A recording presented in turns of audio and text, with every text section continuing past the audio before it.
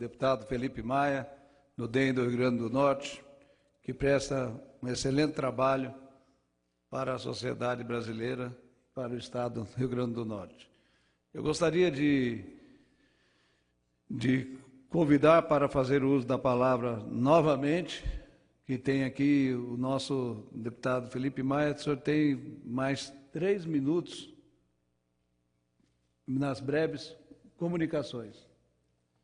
Com a palavra. Agradeço, senhor presidente. E quando eu estou falando aqui da economia do Brasil, da geração de emprego, de geração de dividendos, a gente tem que passar do Rio Grande do Norte para o Brasil.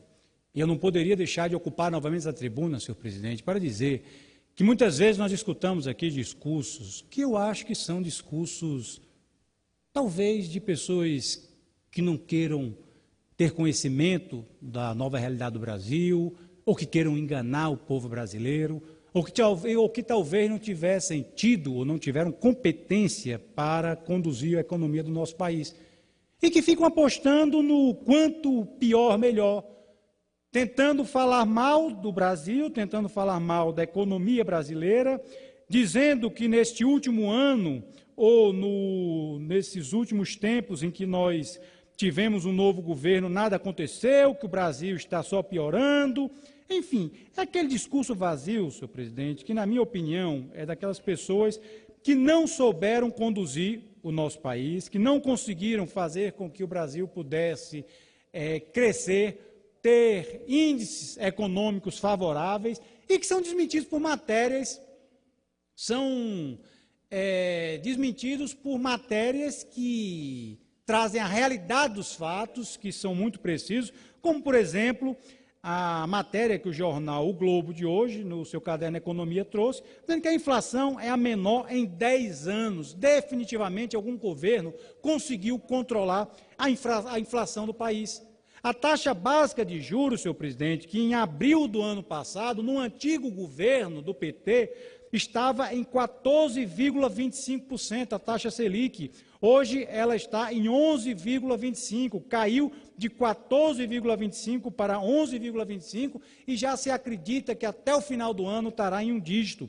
A inflação do nosso país, que estava de uma forma descontrolada em abril do ano passado em 9,28%, em abril deste ano, fechou em 4,08%, dentro da meta estabelecida pelo governo federal. E aí alguns me perguntam, olha, mas para que isso serve? A taxa básica de juros, inflação, discurso técnico desse deputado, enfim.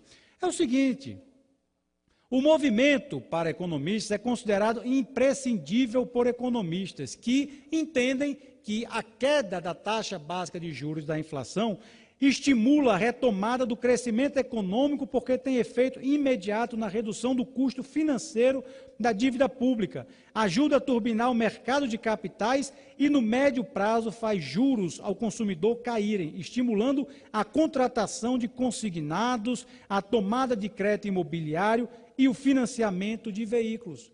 Quando nós falamos que se diminui os juros pagos, porque quanto menor a taxa Selic, menor é o valor que se paga sobre o dinheiro que é pego, emprestado, ou seja, que o Brasil paga sobre a dívida que existe.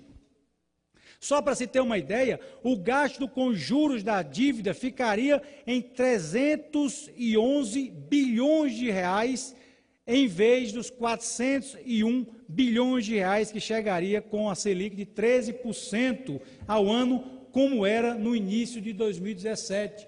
Em 2017, volto a repetir, no início de 2017, pela taxa Selic que existia, o Brasil pagaria 401 bilhões de reais. Com a taxa Selic que nós temos hoje, vão ser pagos, hoje seriam pagos 301 bilhões. São 100 bilhões de reais que o governo deixa de pagar como dívidas como juros da dívida pública e que pode investir no país, pode investir nos hospitais, nas escolas, nas estradas, na segurança.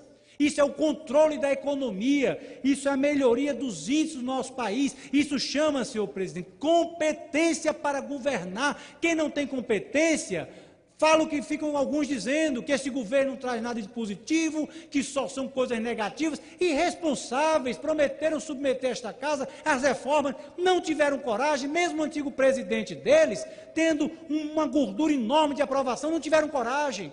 Pensaram num projeto de poder pessoal e partidário, e não no Brasil do futuro, não nas futuras gerações. Querem saber só de um projeto de poder que, infelizmente, devido a um processo de impeachment legítimo e democrático, foi finalizado.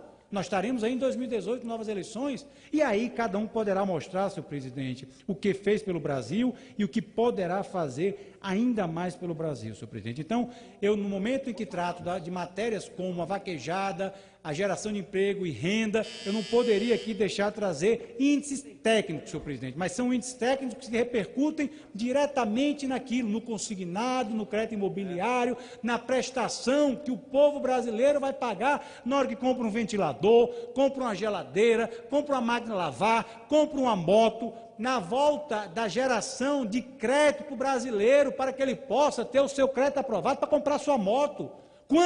Quantos brasileiros gostariam de comprar uma motocicleta, um carro, poder fazer um crédito imobiliário para comprar uma residência, um apartamento, e não tem porque os bancos fecharam o crédito para o brasileiro, e fecharam pelo desastre econômico que nós tínhamos até o início desse ano. Portanto, uma luz no fim do túnel aparece, e essa luz chama-se o atual governo, que tem conduzido nosso país com muita competência. Queria deixar esta minha mensagem ao povo brasileiro, senhor presidente, pedindo que meus 2 pronunciamentos possam constar na hora do Brasil. Muito obrigado.